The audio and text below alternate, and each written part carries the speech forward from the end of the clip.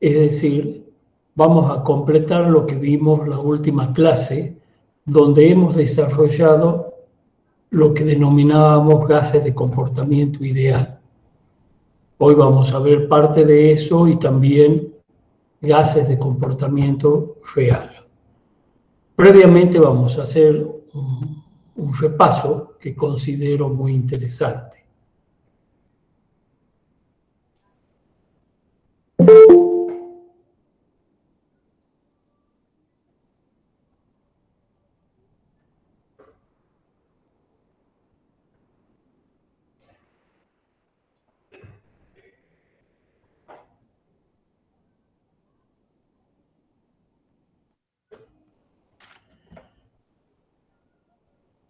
Cuando nosotros inflamos un globo, estamos insuflando aire, que es un gas. Vemos que el globo comienza a inflarse y a aumentar de volumen. Es decir, estamos agregando masa, está variando el volumen y por supuesto también se está modificando la presión. Lo que suponemos que se mantiene constante en este caso es la temperatura. Nosotros, generalmente para todas las ecuaciones en las que trabajamos, consideramos masa de gas constante. Masa de gas constante es lo mismo que decir número de moles.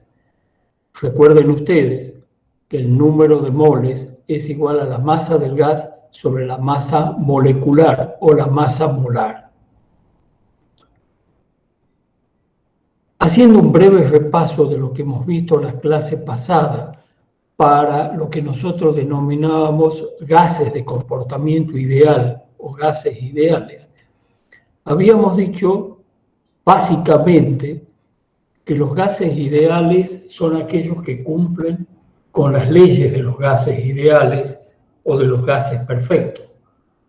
Saben ustedes que a todo proceso físico se le trata de encontrar un modelo matemático que explique el comportamiento ante la variación de las variables de ese proceso físico. En este caso, como yo les había dicho, teníamos que la masa del gas permanecía constante o el número de moles.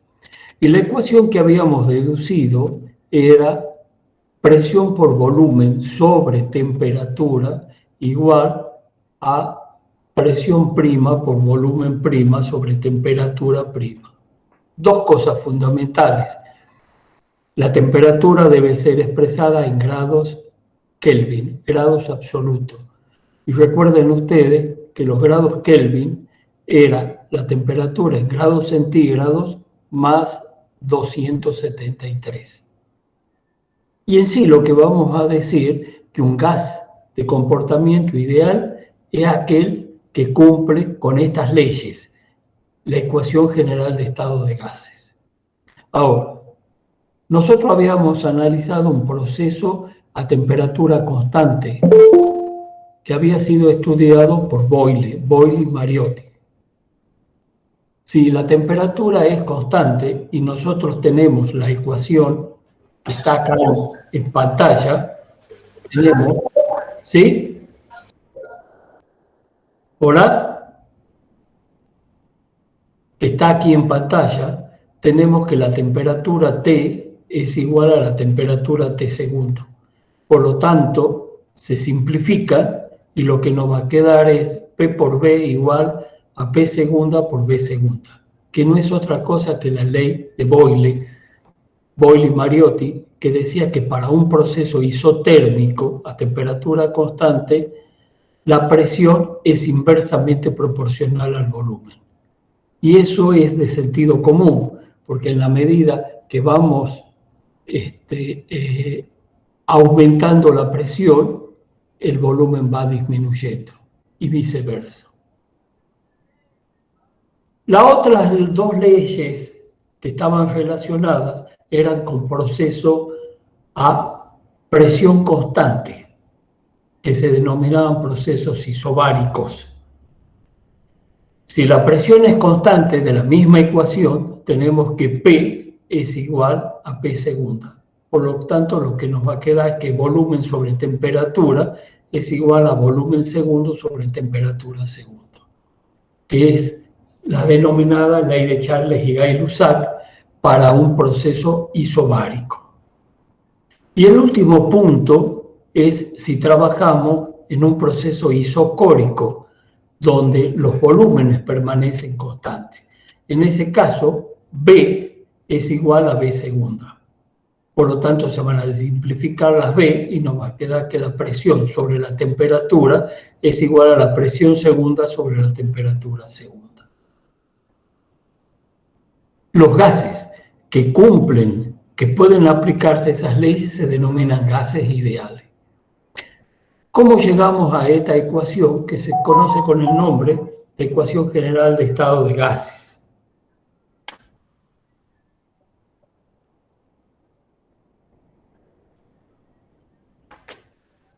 Entonces, nosotros tendríamos, por ejemplo, que P por B sobre T, considerando una presión de una atmósfera, un volumen que es de una temperatura, una presión de una atmósfera, una temperatura de 0 grados centígrados, que es 273 Kelvin, sabemos que un mol de gas ocupa un volumen de 22,4 litros. Por lo tanto, P por B sobre T, teniendo la presión de una atmósfera, el volumen de 22,4 litros y la temperatura de 273 Kelvin, es una constante, R, que es igual a 0,082 atmósfera por litro sobre grados Kelvin mol. Para un mol nos quedaría que P por B es igual a RT. Para N moles tenemos que P por B es igual a N por R por T. ¿Qué es N? N es el número de moles. ¿Y qué es el número de moles? La masa del gas G sobre el peso molecular del gas. Esta ecuación es la que se conoce con el nombre de ecuación general de estado de gases.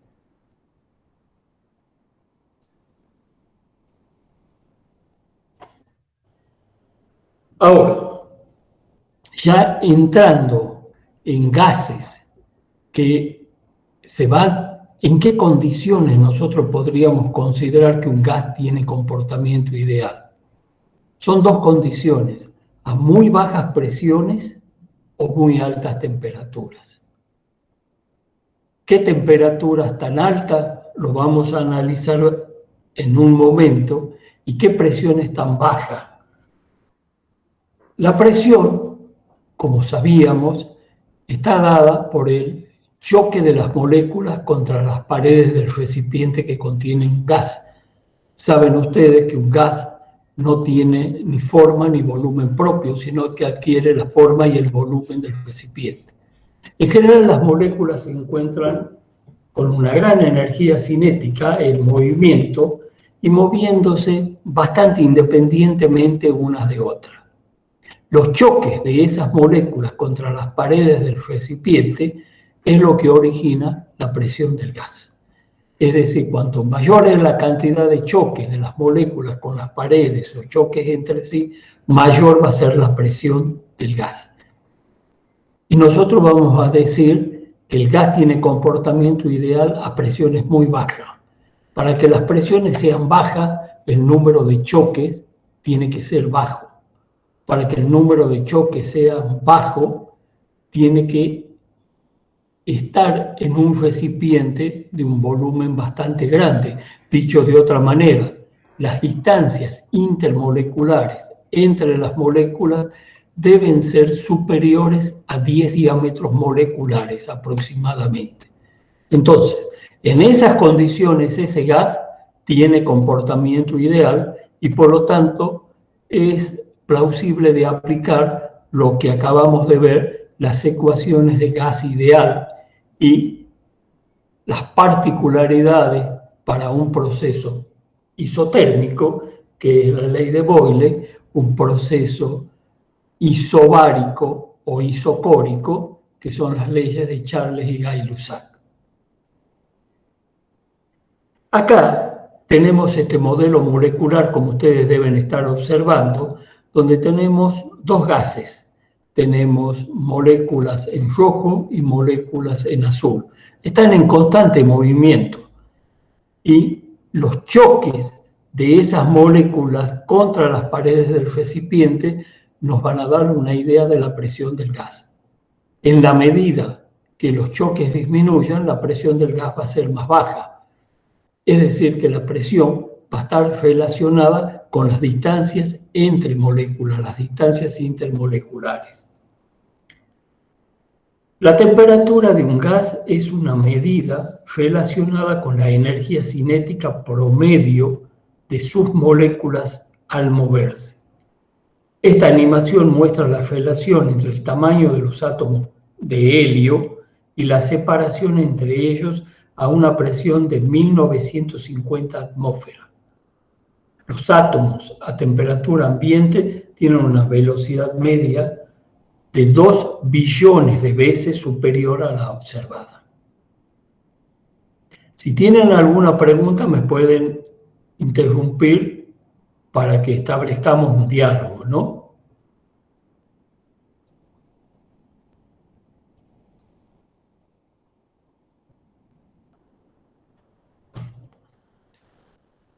Estas ecuaciones que nosotros hemos visto de Boyle, Charles y Gay-Lussac y la ecuación general de estado de gases son empíricas, es decir, se las ha obtenido experimentalmente. En el siglo XIX se trata de encontrar un modelo matemático que explique esas leyes empíricas. Entonces aparece lo que se conoce con el nombre de teoría cinética de los gases, donde participan Maxwell, Clausius, Boltzmann. Para eso, estos físicos matemáticos establecen lo que se conoce con el nombre de un modelo molecular. Y existen postulados de este modelo molecular o de la teoría cinética de los gases. El desarrollo matemático no va a ser objeto por parte de ustedes de estudio. El modelo matemático dice que los gases están constituidos por partículas, átomos o moléculas separadas por espacios libres o vacíos. Las partículas de un gas están en constante movimiento, en línea recta, al azar y en todas direcciones. A bajas presiones, el volumen total de las partículas de un gas es muy pequeño y puede considerarse despreciable en relación con el volumen del recipiente que contiene el gas.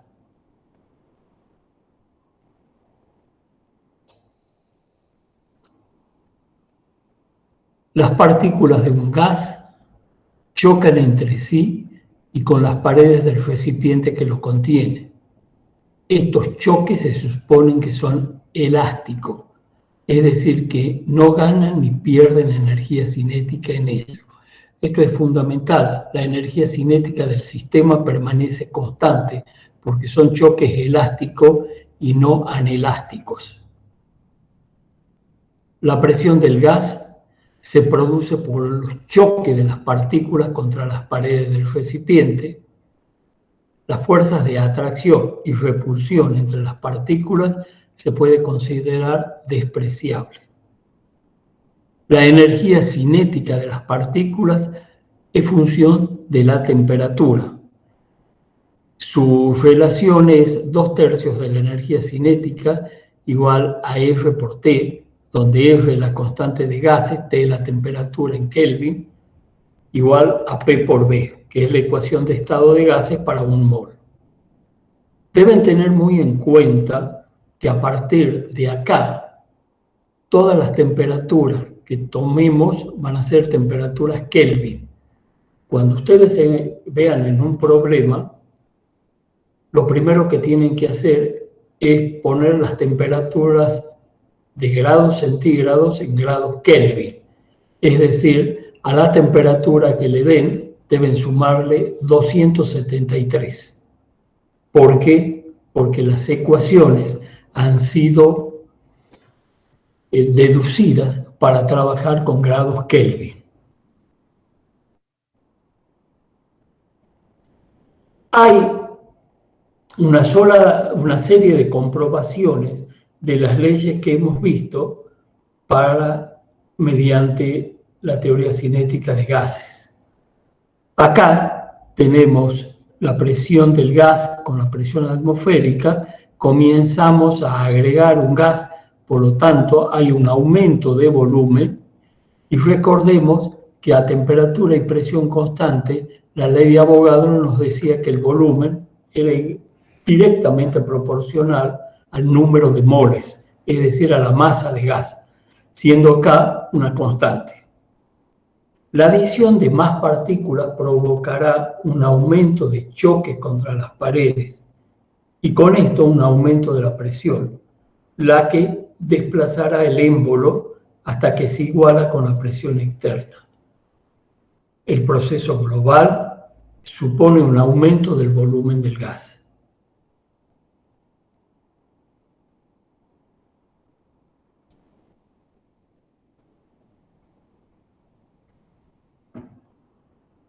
Entonces, la comprobación del modelo molecular aplicado a la ley de Avogadro, si nosotros tenemos una molécula, vamos a ver las fuerzas de atracción con respecto a las otras moléculas. La idea es que si la temperatura permanece constante y siendo la energía cinética un medio de la masa por la velocidad y es constante, entonces vamos a tener que la energía cinética 1 es igual a la energía cinética de la molécula 2, es decir, la energía cinética media.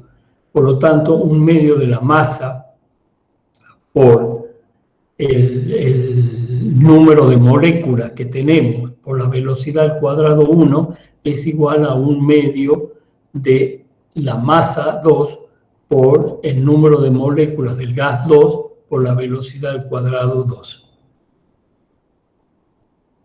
Porque si la temperatura es constante, la energía cinética es constante. Y entonces lo que tenemos es que el número de moléculas del gas 1 por centímetro cúbico es igual al número de moléculas del gas 2 por centímetro cúbico. Simplemente a presión y temperatura constante, volúmenes iguales de un mismo gas o gases diferentes contienen el mismo número de moléculas.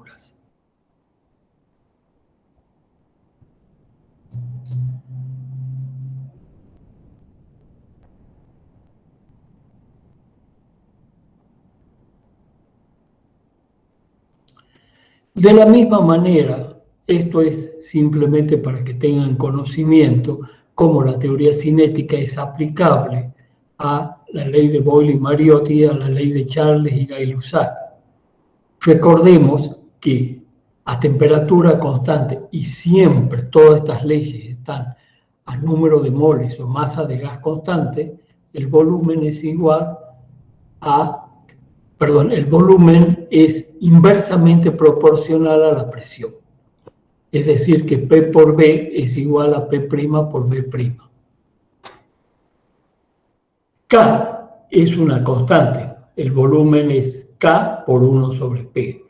¿Se acuerdan ustedes? Si graficábamos la presión en función del volumen, obteníamos una isoterma, que era una hipérbola equilátera.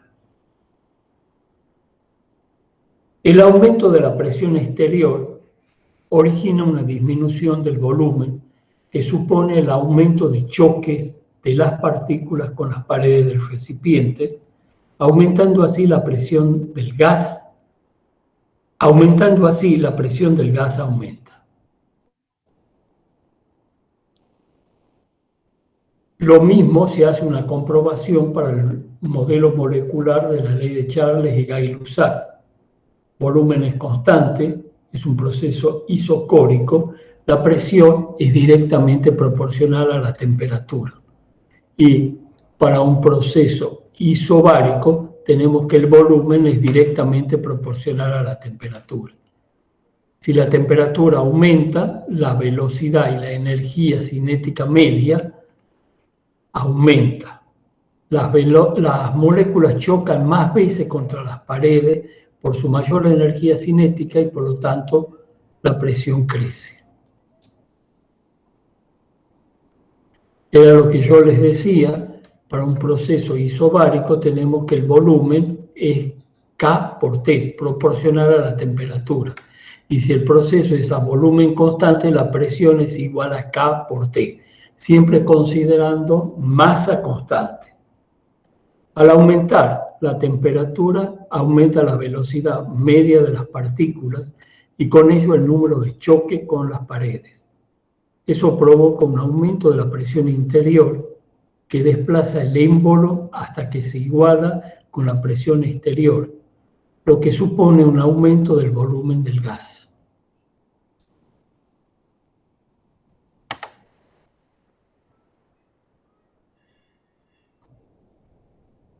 Habíamos visto también la ley de difusión de Graham, donde decíamos que las velocidades de difusión es inversamente proporcional a la raíz cuadrada de los pesos moleculares. Y eso es lógico, porque si nosotros tenemos por un lado un gas como el hidrógeno, cuyo peso molecular es 2, y por otro lado tenemos un gas como puede ser el cloruro de hidrógeno, cuyo peso molecular es 35,5, evidentemente la velocidad de difusión del gas más liviano va a ser más rápida que la del gas pesado. Por eso son inversamente proporcionales a los pesos moleculares. Si los números de mole es 1, vamos a tener a temperatura constante que la energía cinética media de la molécula 1, de la sustancia 1, del gas 1, es igual a la energía cinética media del gas 2. Y ahí es donde se saca esta ley que dice que las velocidades son inversamente proporcionales a la raíz cuadrada de los pesos moleculares. Esto se conoce como la ley de difusión de Graham. Bueno, acá simplemente lo que tienen que ver es la distribución de velocidades de Boltzmann, donde tenemos, por un lado, la velocidad más probable, y por otro lado tenemos la velocidad media y la velocidad cuadrática media. Para el objeto de estudio de ustedes es simplemente la presentación de la distribución de velocidades de Boltzmann o de Maxwell-Boltzmann, que es la posibilidad de las velocidades de las moléculas de un gas asociada a la estadística. Pero es a nivel informativo, no van a trabajar sobre estos gráficos. Y entramos en lo que nosotros denominamos gases reales o gases de comportamiento real. ¿Y qué es un gas de comportamiento real o cuándo un gas se comporta real en forma real? Bueno, a altas presiones. A altas presiones nosotros tenemos el gas se comporta en forma real y bajas temperaturas o bajas temperaturas.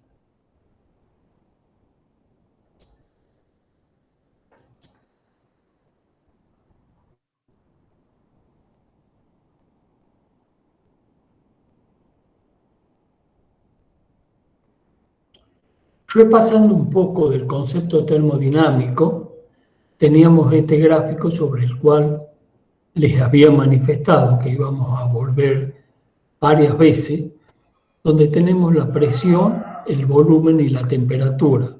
Es decir, para una masa de gas constante, las tres variables que fijan el estado del sistema. donde tenemos dentro de este gráfico, para el agua en este caso particular, el gas, el estado líquido y el estado sólido, y donde aparece fundamentalmente un punto crítico. Este punto crítico es muy importante porque por arriba del punto crítico el gas tiene comportamiento ideal. Por debajo del punto crítico tiene un comportamiento real. Por otra parte aparece acá la línea triple, donde vamos a tener el punto triple que ya vamos a analizar, donde coexisten los tres estados de la materia. Es fijo para cada sustancia. Es decir, en ese punto, a una determinada presión y una determinada temperatura, tenemos los tres estados, por ejemplo, del agua, que es sólido, líquido y gaseoso. En el agua eso sucede a una presión de 4,58 milímetros de mercurio y a una temperatura de 0,0098 grados centígrados. Vamos a ver otros ejemplos para otras sustancias. Acá podemos ver el equilibrio de la fase líquida y la fase vapor. Acá tenemos líquido y acá tenemos la línea líquido-sólido. Y acá directamente el sólido con el vapor, donde se produce el pasaje del estado sólido al estado gaseoso. Cuando hablamos de vapor, estamos hablando de gas. Entonces, el pasaje del estado sólido al estado de vapor o gas, que se denominaba, recuerden ustedes, sublimación o volatilización.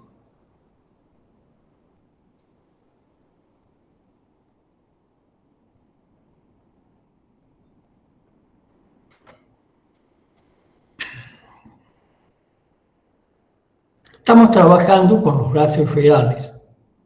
En realidad, ustedes no van a hacer problemas de gases reales, van a trabajar solamente con gas de comportamiento ideal. Es decir, suponiendo presiones muy bajas o temperaturas altas. Nosotros teníamos la ecuación que P por B era igual a nRT. Si consideramos un mol, P por B es igual, P por B sobre RT es igual a 1, donde R es la constante universal de los gases, 0,082 atmósfera por litro sobre grados Kelvin mol, y T es la temperatura. La temperatura debe ir sí o sí en Kelvin. Las unidades de presión y volumen va a estar en función de las unidades que tome R. Entonces, para el gas de comportamiento ideal y para un mol de gas, nosotros tenemos que P por B sobre RT es igual a 1. Quiere decir que al graficar P por B sobre RT en función de la presión, obtenemos esta línea horizontal, igual a 1. Ahora, la realidad es estas desviaciones de la idealidad, como tenemos, por ejemplo, en el gráfico amarillo, la molécula de dióxido, el gas dióxido de carbono, de peso molecular 44. Luego tenemos en rojo la molécula, el gas metano, y el caso del hidrógeno que está en negro. Es decir, esto está para todos los gases.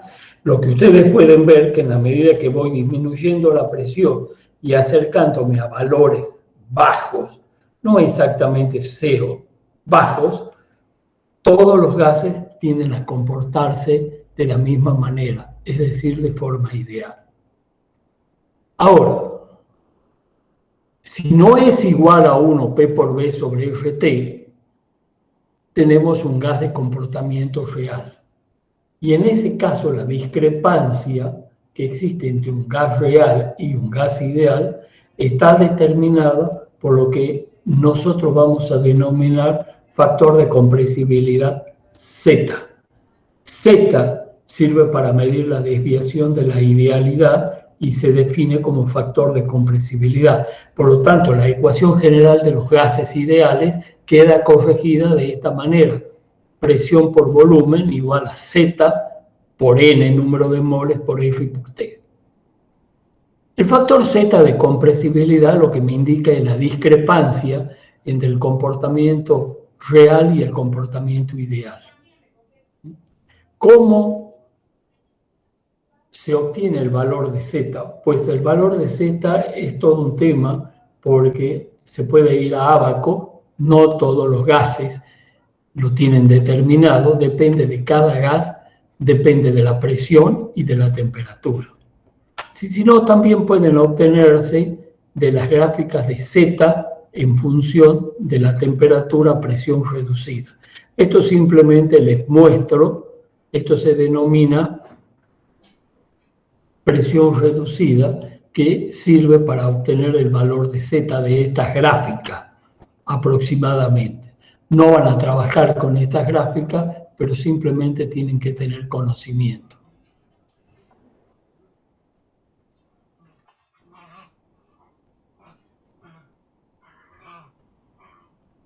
Acá tenemos, por ejemplo, que nosotros también hablábamos de que a bajas presiones o a altas temperaturas. ¿Qué tan altas tienen que ser la temperatura? Si graficamos P por B sobre RT en función de la presión, vamos a obtener, por ejemplo, para el gas nitrógeno, que en la medida que vamos aumentando la temperatura, acá tenemos 200 Kelvin, 500 Kelvin, 1000 Kelvin, la curva se va achatando y acercándose al comportamiento ideal. A presión elevada, el volumen del gas se comprime. El volumen disponible para el movimiento de las moléculas es menor que el volumen medido, ya que el volumen de las moléculas pasa de ser importante. El volumen disponible es el volumen medido menos N por B. N por B es un factor que corrige el volumen que ocupan las propias moléculas. Cuando la temperatura es baja, la energía cinética es baja. No se olviden ustedes que la energía cinética es una función de la temperatura. En la medida que yo aumento la temperatura, la energía cinética aumenta. Las moléculas, al tener energía cinética baja, porque la temperatura es baja, se mueven con lentitud. Y la energía potencial debido a las fuerzas de atracción se vuelve considerable. Esto es más importante cuando las moléculas están más cerca, a presión elevada. Debido a esto, las moléculas se desvían y tardan más en llegar a las paredes. Además, la atracción de sus vecinas hace que la colisión sea menos energética. La presión que el gas ejerce, la presión medida, es menor que la ideal. Por lo tanto, la presión medida es igual a la presión ideal en el gas real menos N por A cuadrado sobre el volumen al cuadrado, donde A es un factor de corrección que indica las fuerzas de atracción entre las moléculas.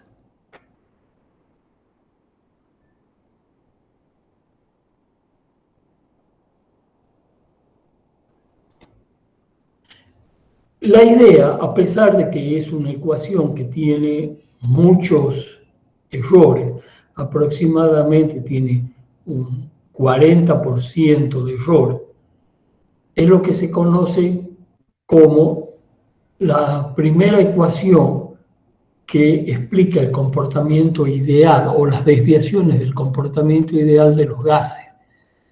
Y esto mediante métodos empíricos y correcciones a los gases ideales es conocido como la ecuación de Van der Waals.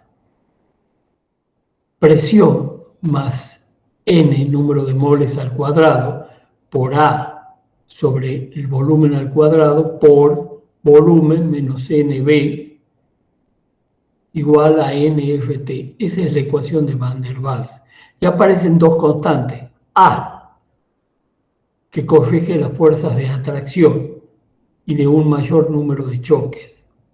B larga, que se denomina covolumen, es decir, A es el que corrige las fuerzas de atracción molecular, los efectos de atracción molecular, mientras que B corrige el volumen disponible y es conocido como covolumen.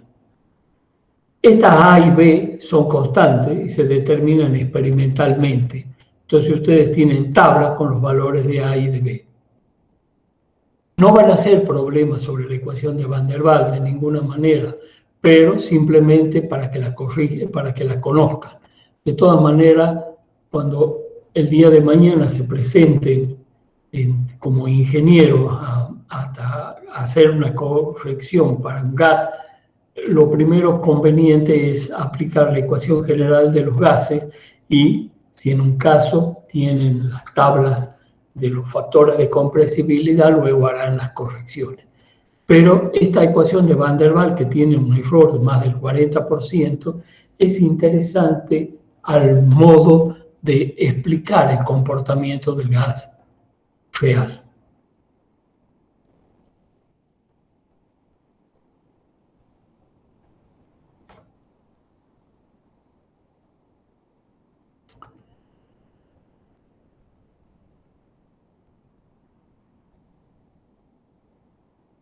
Tenemos la gráfica de la presión en función del volumen. Si ustedes ven, en la medida que va aumentando la temperatura, la gráfica se va acercando a la gráfica de la ecuación de Boyle-Mariotti, es decir, la isoterma P por B igual a constante. Andrew, en 1869, estudia el comportamiento isotérmico de los gases. Y tenemos que la isoterma de la ecuación de Van der Waals para el oxígeno en rojo junto con la isoterma de un gas ideal en azul. Es decir, es el contraste. A temperatura elevada, la presión baja se acerca a un comportamiento ideal. Van der Waals describe las isotermas del líquido, pero no funciona para las zonas de isoterma por debajo de la curva de saturación, isoterma crítica del oxígeno de menos 118 grados centígrados.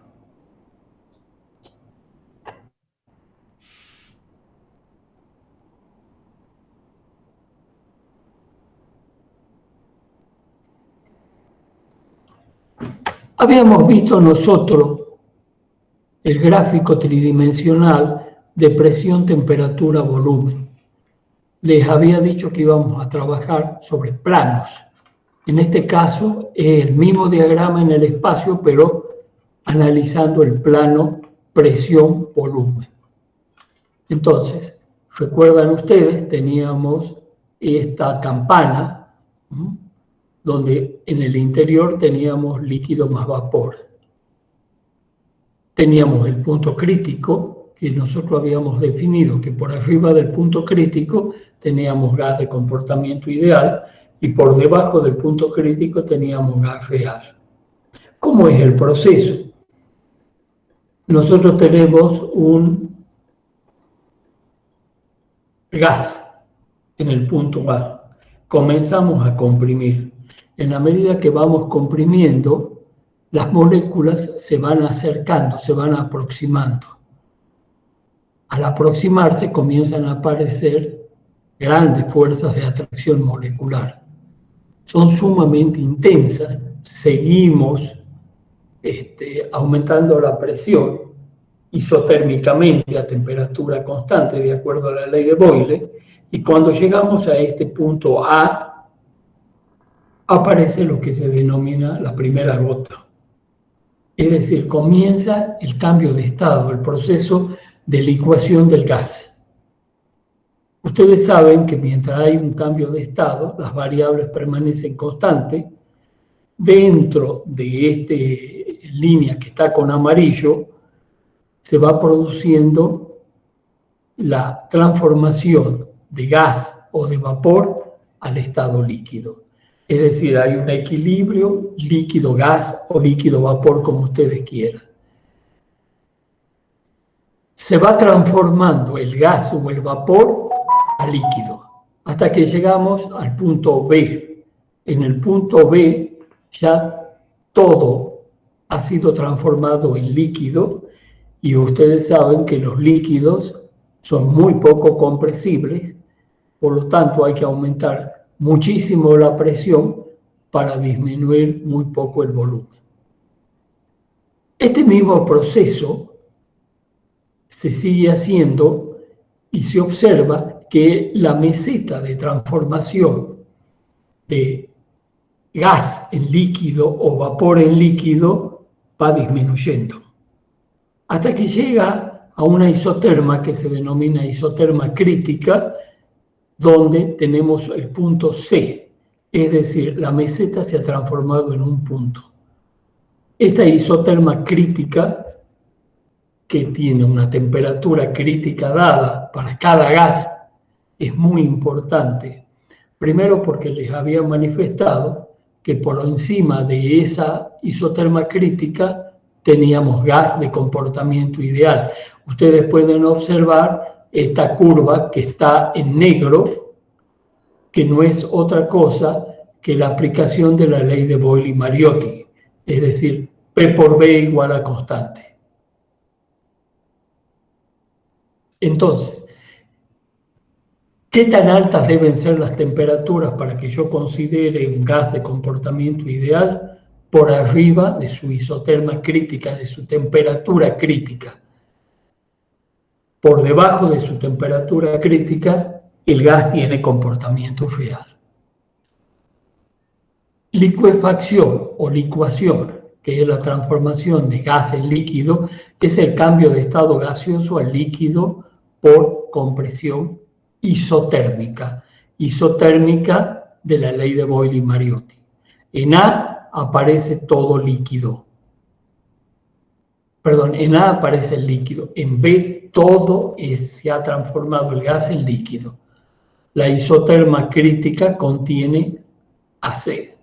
TC es la temperatura por arriba de la cual no se puede licuar un gas por simple compresión. El oxígeno, el nitrógeno y el hidrógeno tienen una temperatura crítica muy baja. Las temperaturas críticas están en tabla. Ustedes, muchos en la tabla periódica la pueden tener, se fijan en el gas, qué temperatura crítica tiene. Por supuesto que en la tabla periódica están los gases puros, los elementos. Si no, tienen que irse a tablas donde figuran ya gases o mezclas de gases.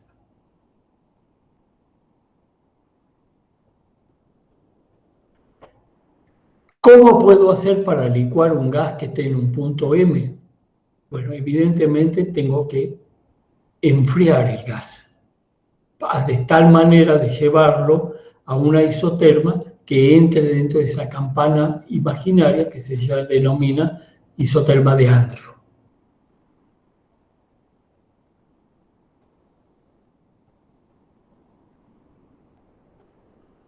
Acá tiene de A a M compresión a volumen constante. De M a B enfriamiento a presión constante. Se puede pasar de vapor a líquido sin pasar por la zona inhomogénea. Eso se conoce como la teoría de la continuidad. Thomson sostiene que a pesar de la discontinuidad aparente entre gas y vapor y líquido, existe una continuidad teórica que tiene significado real. Se trató de trabajar lo suficiente para encontrar una ecuación que sea aplicable a gases, líquidos y más adelante a sólidos, es decir, que explique los tres estados de la materia. Con algunas se trabajó entre gas y líquido. En el caso de sólido es prácticamente imposible, no se ha encontrado y seguramente eso será objeto de estudio de algún premio Nobel en algún momento dado.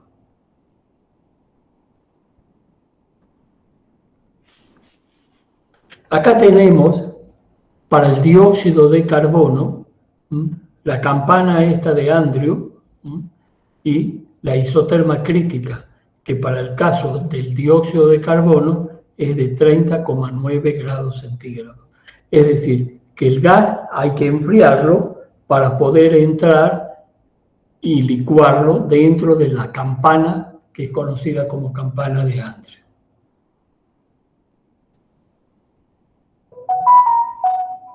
La teoría de la continuidad aplica la ecuación de Van der Waals para los líquidos y obtuvo las curvas del dióxido de carbono muy similares a las curvas experimentales.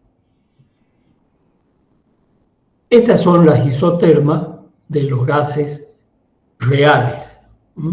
Y esta meseta, en realidad, es explicada por la ecuación de Van der Waals.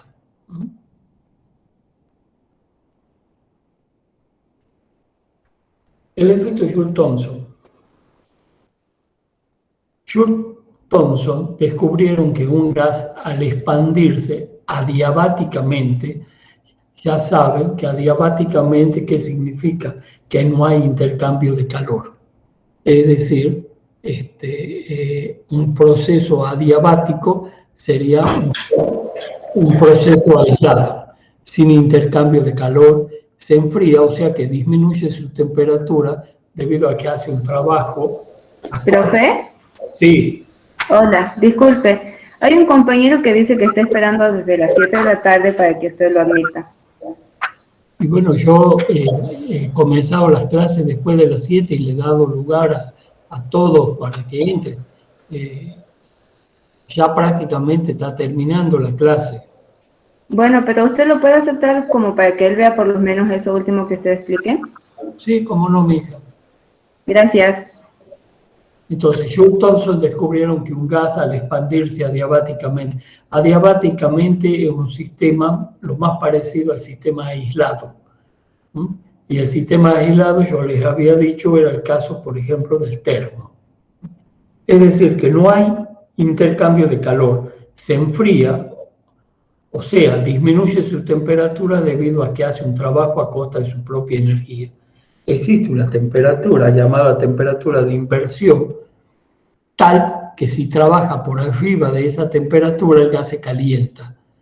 A presión atmosférica, TI, la temperatura de inversión es muy elevada, por lo tanto, la mayoría de los gases cumple con el efecto Joule-Thomson. ¿Y qué se basa en el efecto Joule-Thomson? Por ejemplo, los compresores de los aires acondicionados o de los refrigeradores comprimen el gas, se calienta. ¿Por qué se calienta? Porque las moléculas se aproximan unas entre sí, aumenta el número de choques y el choque produce rozamiento y da calentamiento.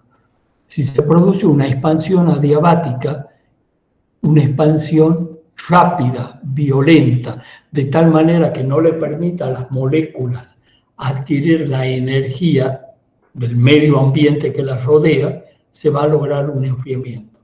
En la vida diaria, ¿cómo lo van a ver ustedes? Ustedes tienen el aerosol, el desodorante en aerosol. Entonces, ustedes ven que cuando aprietan la válvula para la salida del desodorante, si tocan el recipiente del desodorante van a notar un enfriamiento. ¿Por qué? Porque esa salida es una salida rápida, entonces se produce una especie, digamos, de aumento de volumen por salida del gas que tiene el desodorante. Esas moléculas que quedan tienen que ocupar el recipiente que contiene el desodorante y lo tienen que hacer a costa de su propia energía. Por eso es que se produce el enfriamiento. Si ustedes lo tocan al desodorante van a observar que el mismo se enfría. Eso sería básicamente el efecto Joule-Thomson. Ese efecto de Joule-Thomson es interesante porque logra mediante el mismo que la licuación del aire, es decir, a través del aire, y en eso están basados los la obtención de oxígeno e hidrógeno del aire, hoy que está de tanta necesidad el oxígeno. Acá hay una planta de gas oxígeno, la oxígena. Entonces, básicamente es esto: el gas ingresa por el compresor, el gas, en el punto 2, el gas comprimido y a una temperatura ambiente pasa acá a un intercambiador de calor, donde se enfría, se expande. Esto es una válvula expansora, es decir, que deja salir violentamente el gas hasta la presión ambiente, se enfría aún más debido al efecto Joule-Thomson. Pasa a una cámara de licuación, parte del gas pasa líquido y se extrae en el punto 5. El gas frío, no licuado, pasa de nuevo a un intercambiador de calor y luego se añade a la corriente de aporte del gas en el compresor. Básicamente es un esquema que es conocido como el sistema de Linde-Hanson.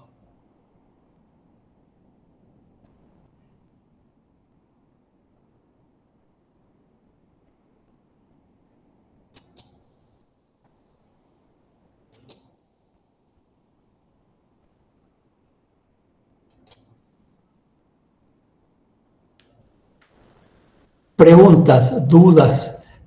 Yo lo que quiero que tengan bien en claro es lo siguiente: en las prácticas van a trabajar fundamentalmente con los gases ideales, es decir, aplicando lo que yo les puse en esa diapositiva, la ecuación general de estado de gases, P por B sobre T igual a P' por B' sobre T'. Esa ecuación les va a permitir, a su vez, particularizar para el caso de la ley de Boyle, que es un proceso isotérmico, para un proceso isobárico, que es la ley de Charles y Gay-Lussac, o un proceso isocórico, que es a volumen constante, también ley de Charles y Gay-Lussac. Y ahí lo que tienen que tener bien presente es lo siguiente: el valor de R van a tener que recordarlo junto con las unidades. 0,082 atmósfera por litro sobre grado Kelvin mol. Este valor de R lo tienen que tener presente de la misma manera como tienen que tener presente el valor del número de Avogadro que hemos visto anteriormente. Los problemas son sumamente sencillos, mecánicos. Una de las características que tienen, que bien le den la temperatura, que seguramente se la van a dar en grados centígrados Celsius, ustedes deben agregarle 273 para transformarlo en Kelvin. ¿Por qué? Porque estas ecuaciones están trabajadas para temperaturas en grados Kelvin. Y a partir de ahora, en general, en todos los temas que nosotros vamos a ir viendo, las temperaturas ya se trabajan en grados absolutos, que son grados Kelvin. Preguntas, dudas. ¿El gas ideal existe? De nuevo le vuelvo a decir, sí existe. ¿Cuándo existe? Puede ser cualquier gas. Existe cuando usted está trabajando a presiones bajas o altas temperaturas. Entonces usted me preguntará, ¿qué tan baja? Bueno, las presiones bajas tienen que ser de tal manera que las distancias entre moléculas sean superiores a 10 diámetros de las moléculas, 10 diámetros moleculares. Es decir, eso ya es una presión baja y el gas considera ideal. 2. Altas temperaturas. ¿Qué tan altas temperaturas? Es lo que yo le acabo de mostrar, por arriba de la isoterma crítica de ese gas. Entonces usted se fija en la tabla, un gas, butano por ejemplo, se fija su temperatura crítica, si está por arriba de esa temperatura crítica, ya el gas tiene comportamiento ideal. De todas maneras, cuando se enfrenten a algún problema, lo primero que van a hacer es aplicar la ecuación del gas ideal, que es mucho más exacta que la ecuación de Van der Waals, que tiene bastantes errores. De todas maneras, la ecuación de Van der Waals es útil a los efectos, es didáctica, esa es la realidad, es didáctica a los efectos de entender la influencia de la presión y de la temperatura en la misma. Pero el gas ideal es un gas, vale decir, no es un gas, es un comportamiento, un estado en el que todos los gases pueden trabajar, bajas presiones o altas temperaturas. Ustedes, en la clase práctica, van a trabajar únicamente con gases ideales, ya de nuevo les vuelvo a decir, y van a trabajar, por supuesto, con temperaturas en grados Kelvin, y de nuevo les vuelvo a reiterar, con la ecuación general de gases, P por B sobre T igual a P' por B' sobre T', ustedes pueden particularizar. Esa es la ecuación que tienen que acordarse. Después, lo que también pueden hacer es directamente, una vez que han aplicado estas ecuaciones de gases ideales, lo que tienen que hacer directamente es trabajar fundamentalmente para el cálculo de presión, temperatura, teniendo presente que el número de moles es la masa del gas sobre el peso molecular. Y lo que sí van a tener que tener en cuenta es F, que es la constante universal de los gases, y su valor es 0,082. Cuando la presión esté en atmósfera, el volumen esté en litros o decímetros cúbicos, y el denominador es el mismo, Kelvin sobre Kelvin mol. El denominador es el mismo, lo que puede variar es la presión, donde usted la presión lo puede tener en pascales, lo puede tener en kilopascales, lo puede tener en tantas otras unidades de presión fuera de las atmósferas, milímetros de mercurio, por ejemplo, milibares, metros de la columna de agua, y el volumen lo puede tener en litros o mililitros, que es lo mismo que decir decímetro cúbico o centímetro cúbico. ¿Está claro? Quería hacerles una pregunta. ¿Han tenido práctico ayer? Sí, profe. ¿Qué tema han visto? Estábamos viendo gases, nos dio una pequeña teoría de gases y un par de ejercicios de gases ideales. Nos dio un práctico también de eso. ¿Pero no han hecho práctico de estequiometría? No, ha dicho que para la clase que viene iba a dar uno. ¿Cómo? El profe Viera nos ha dicho que para la clase que viene nos iba a dar uno, un trabajo práctico para hacerlo. Bueno, la clase que viene de teoría, vamos a ver el otro estado de la materia, que es el estado líquido.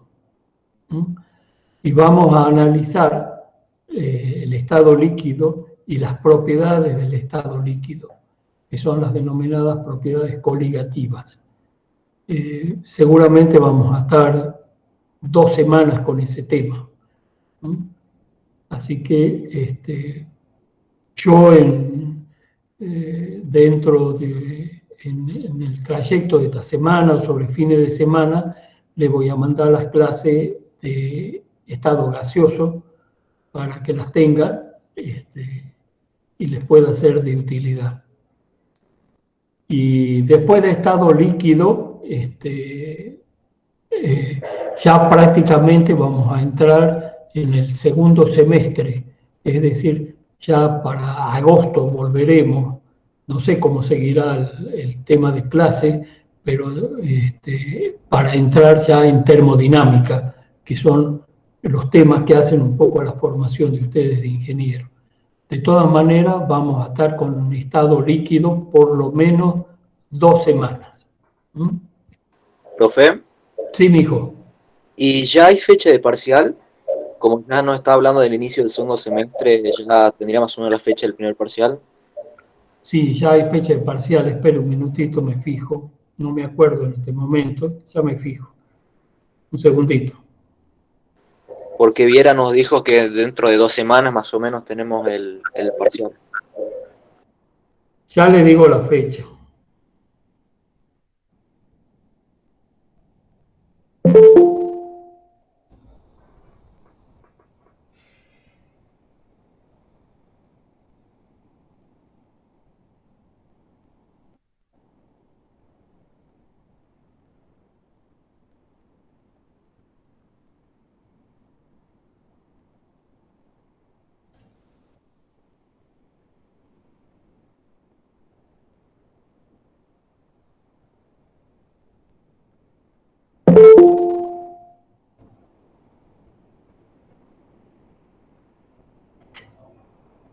Sí, aparentemente el primer parcial van a tener, no puedo ver bien, más o menos entre el 25 y 29 de junio. Y la recuperación del parcial se va de acuerdo a lo que tienen planificado, más o menos al 3 de agosto, más o menos, la primera semana de agosto. ¿Entiendes? Esa es la planificación que se hace. De todas maneras, todo es un poco variable porque va a estar en función de cómo continúe, digamos, la situación de salud de la población. Profe, ¿usted va a tomar el parcial o el profesor Viera? La parte de problemas Sí. la tomamos juntos, ¿entiendes?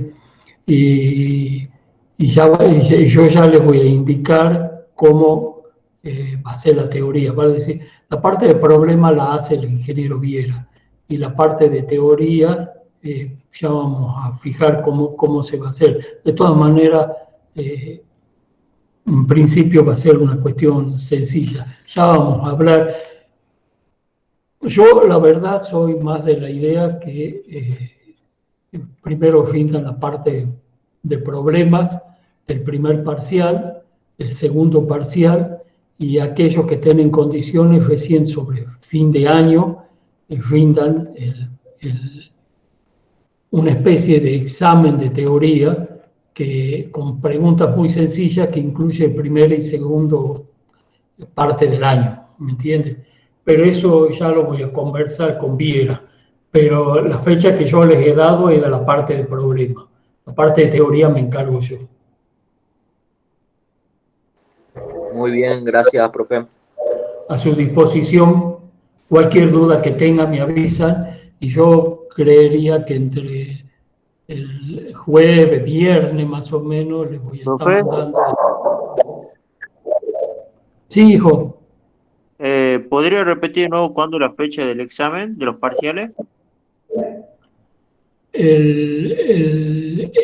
La fecha propuesta por la facultad es el 3 de agosto y el 29 de junio, más o menos. Lo que pasa es que van a rendir primero la parte práctica del problema y eso la prepara el ingeniero Viera, ¿me entiendes? Y el ingeniero Viera tiene muchas comisiones, tiene otras comisiones. Entonces, él tiene que arreglar los horarios en función de las posibilidades, digamos, de tiempo, salvo que el día ese, el día 29, por ejemplo, ¿me entiendes?, comience a tomar en distintos horarios las pruebas a cada una de las comisiones. Eso no he conversado con él, no estoy al tanto.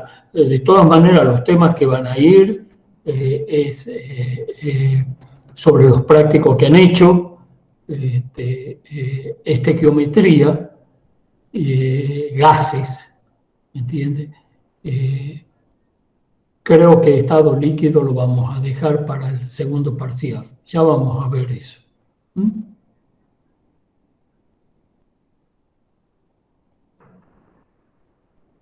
¿Está claro? Sí, profe. Sí, profe. Nos vemos. Hasta luego. Cuídate, Chao, profe. profe. Hasta luego.